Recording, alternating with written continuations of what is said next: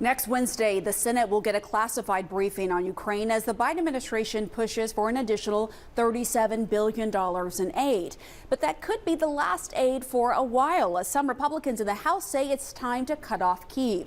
CNN military analyst Colonel Cedric Leighton joins us now. All right, so Colonel, Ukrainian military officials, they say that the Russians are firing dummy missiles to exhaust the Ukrainians' air defenses. So these are weapons that could carry nuclear warheads, right? But they're not.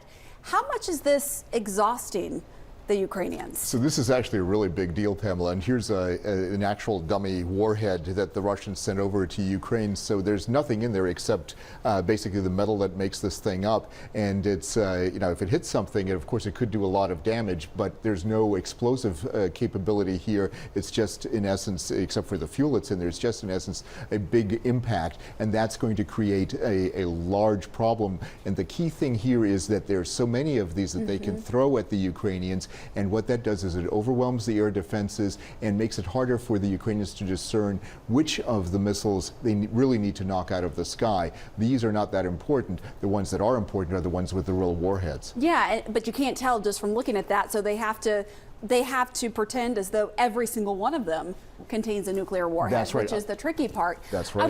I want to home in on the city of Bakhmut because Ukrainians are saying that is a main target for the Russians right now. So what is the assessment of fighting there? So here, Pamela, here's the city of Bakhmut right here. It's in the eastern part of the Donetsk region that Ukraine controls for the moment. But what the Ukrainians need to do is they need to protect the soldiers that they have inside Bakhmut.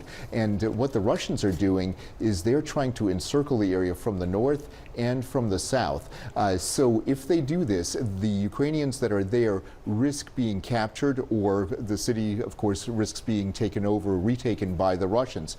If that happens, the fighting that you see in this particular city is going to get really intense.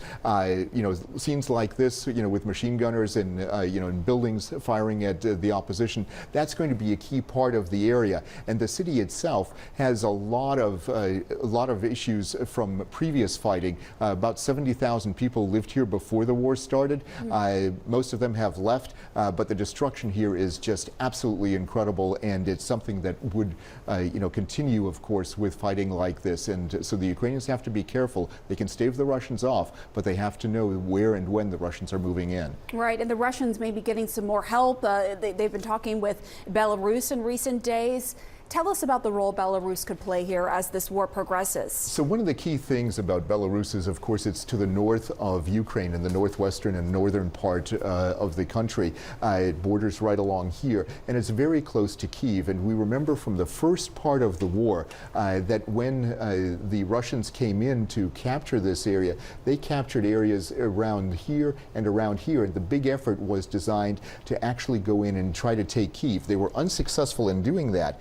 But if the Russians and the Belarusians come together again, and the Belarus army becomes part of the Russian army, they could potentially open up another front, and that other front could try to move against Kyiv once again. So this is a very dangerous thing. And when the Russian Defense Minister Sergei Shoigu met with his Belarusian counterpart, it was very clear that they're trying to establish a relationship and even deepen the relationship that already exists between the two countries. Belarus is Russia's ally, and they're going to try to make this allied part of their relationship even more meaningful from the Russian standpoint. And it's very likely that they could actually use the Belarusian forces to move into this area. So the Ukrainians also have to be careful on that front. Very quickly, I mean, we're almost a year into this war. Are you surprised they didn't do this sooner? Yes, I am, because the Belarusians are in essence stooges of the Kremlin. Exactly, right. And that's the problem.